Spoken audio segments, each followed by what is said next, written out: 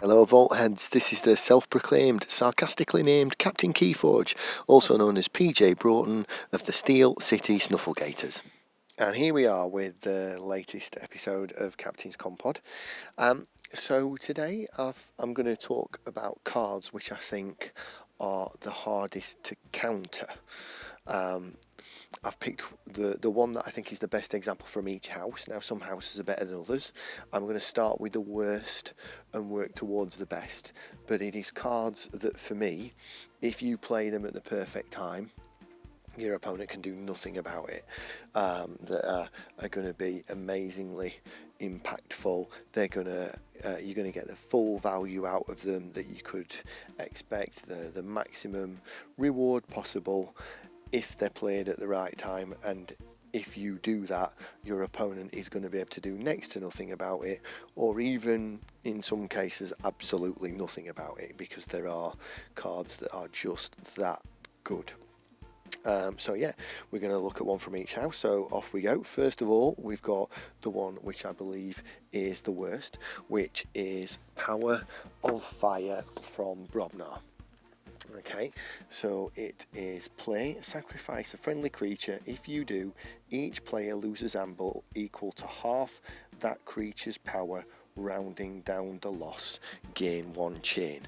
So, I mean, really, if they get that right, you're going to do nothing about it, because the card could come from hand. So the creature could come from hand. It doesn't say friendly ready creature. It doesn't say friendly Brobnar creature, although, you know, a Brobnar with big power would be what you're aiming at. But you could put down Lollip the Titanic, play that, and they've just lost 5 amber. Yeah, and literally next to nothing they can do about it. What can they do about it? Life Ward can stop you playing down the creature if they've popped it, and Stealth Mode, or the other card that stops you playing actions. But I mean, yeah, people are going to have those occasionally, but how often are you going to have it? So I mean, I've tried to pick cards that work on their own without anything else, but most people do have a creature. Most Brobnar decks are going to have a decent Brobnar strength creature, and that usually is going to cost you anywhere between 2 and 4. So then we are going to go on to Saurians. Now again, as I say, I've been trying to pick cards that work on their own. So I've gone for Retagalim. Okay, that's what I've gone for. And he's a 3-power creature with a play ability or reap ability. Play your opponent's keys cost +3 during the next turn, or you can exalt him when you reap to make the keys cost +3. So again, play it down. There you go. Right, your keys cost +3 now. No setup. You know, no nothing. Bang. I mean, it's like the Evil Eye in this. Tribute was in with a shout for this, I've got to say. But the reason why I've gone for this over Tribute is, unless you've got Ludo or Scooter or something like that that's going to stop them getting the Amber Bike, there are plenty of times when they will. I mean, Worlds Collide Saurian was terrible for Tribute, and then you're not getting it back because of Shrix or Scutum or Perfectus Ludo. So I do think that's a very, very good card, but I just think this on its own is slightly better, and also as well, there are less cards in the game that stop you from playing creatures than actions for me. So then we are going to go on to Star Alliance. Okay, and we have got Comm Officer Kirby. Okay, now Comm Officer Kirby is a play fight reap ability on a power 3 creature. You may play a non-Star Alliance artifact, upgrade, or action card this turn. So you can play a card out of house, anything that's not a creature, and there are only 4 types of cards in the game. So artifacts, upgrades, actions, that's everything bar creatures. Again, very little they can do about it. The only way they're stopping that is if they've got some sort of thing that stops you playing creatures. And again, there are like, I mean, Phase Shift is a little bit like it, but Phase Shift doesn't leave a 3-power creature on the board that if they reap with it could trigger with it again. I mean, this is Phase Shift, with the exception of creatures, as a play ability that then can also be a fight ability or a reap ability as well. It is very good. It's also better than the other two. The only thing for me is possibly, is it a bit low down, but I am in the list, but I certainly can't think of any Star Alliance cards that I'd have more than it, that are just that easy to trigger. Okay, so then we're going to come on to my Unfathomable card, which is Brain Drain. So it is an action, it has a pip of amber, and it says look at your opponent's hand, choose a card from it and put it on top of their deck. What can they do about it? Well, again, very little. The cards that stop you playing actions, they've got to stop you playing an action, otherwise that's it. You're going to trigger it, and you're going to get to look at all the hand, and then you're going to get to take a card out of it for a turn. It's just very, very good. I mean, if you this could be the one that wins you the game. Oh look, there's Doorstep to Heaven. There's Too Much to Protect. There's Ed-Eye. There's Miasma. There's the one card that's going to take me off check if I get to check this turn. Right, I'm going to play that, and it goes to the top of your deck, and I'm going to reap for 6. And now I know you can't win the game. I know you can't stop me from winning the game because I've already seen your hand. I know what's on the board. I know what's in your hand. I've just won, and there's nothing you can do about it. So that is a very, very strong card. I mean, compare it to something like Mind Barb, your opponent discards a card at random. Now, I know this isn't discard, it's put it on the top of the deck, but you get to look at the hand, and then you get to put it on top of the deck. So, very good. Then we'll move on to Mars. And for this one, we are talking Martian Generosity. Okay, it is an action card. It has a pip of amber. Okay, and it reads, play, lose all of your amber, draw 2 cards for each amber lost. I'm sure an awful lot of you will be familiar with this card. It is a little bit combo-y. I mean, let's be honest, it's always going to be better with something like Key Abduction. But it's very strong by itself. It's never going to be as strong without the key cheat to go with it.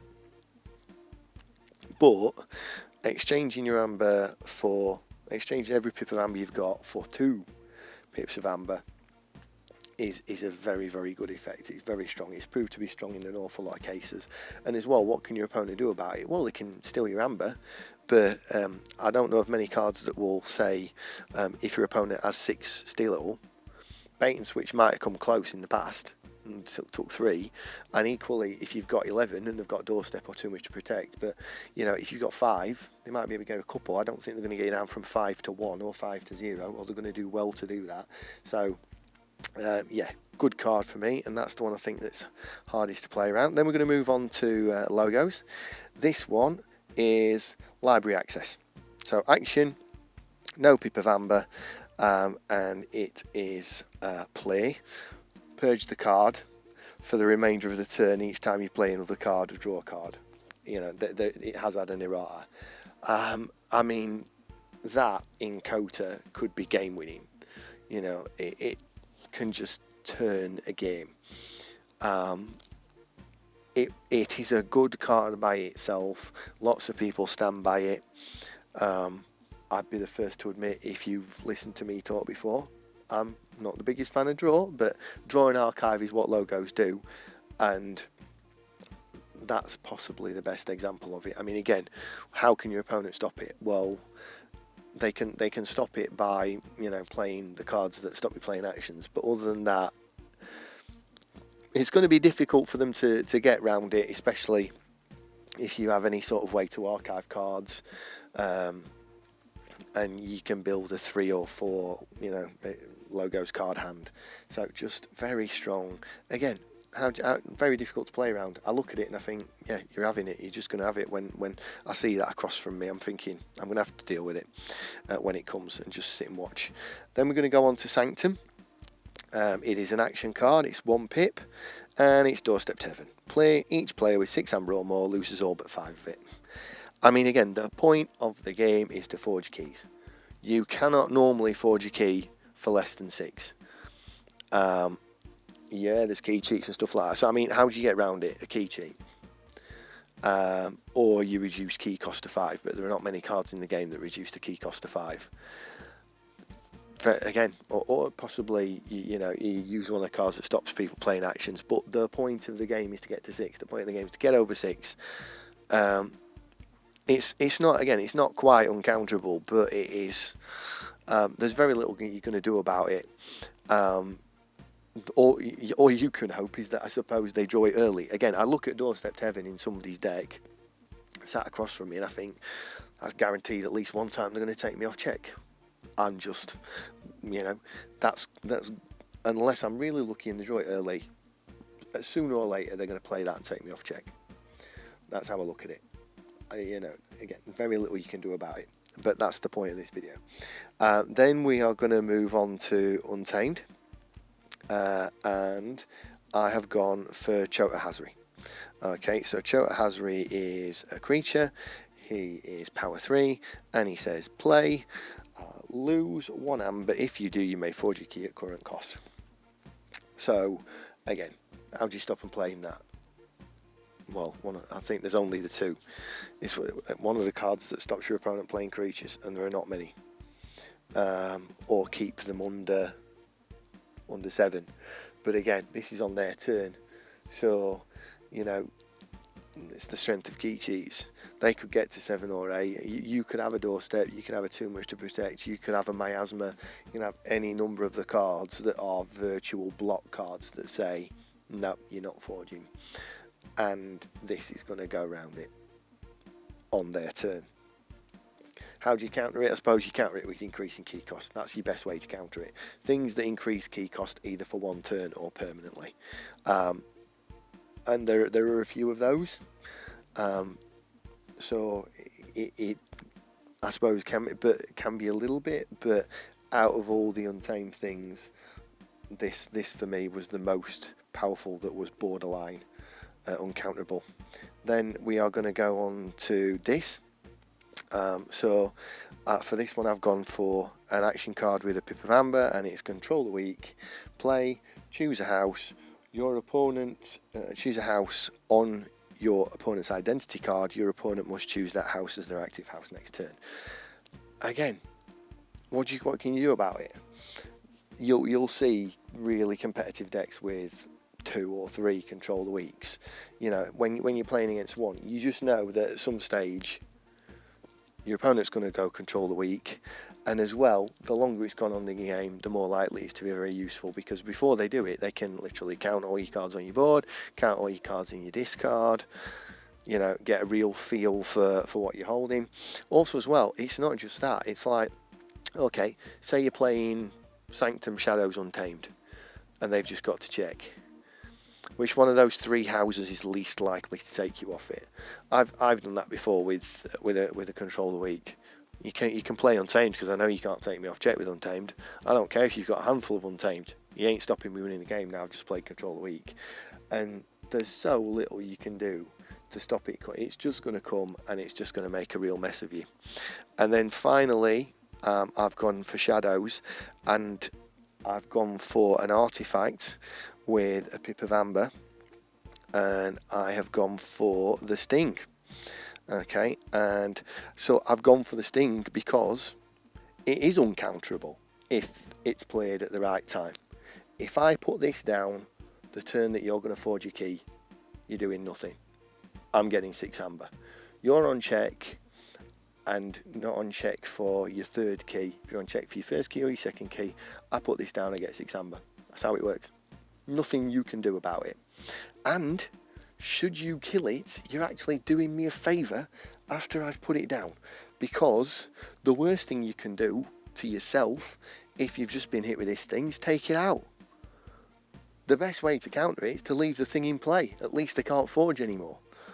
But if they play this at the right time, you're doing nothing about it. It's costing you 6. Also as well, there's only one card I know of in the game that will stop someone playing an artifact, actually putting an artifact on the table, Eaton's Jar, because they could name this thing. But it's just brutal. You're doing nothing about it. They play it at the right time, they are getting 6 amber. It's a stunner of a card. So those are all the cards that I think are the hardest to counter, the hardest to deal with, the hardest to play around, if they are even possible to be played around. what do you think? What have I missed? What don't you agree with me on? We've got Facebook, Twitter, comments. More than happy to hear about them. Love to talk about the cards. Love to hear other people's opinions. So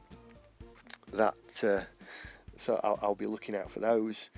I thank you for staying with me to the end of another Captain's Commpod, because it's very much appreciated. I could be having someone with me on the next Captain's Commpod, something that I've recorded with another active streamer, so you'll have to keep a lookout for that one. But as ever, may the forge be with you.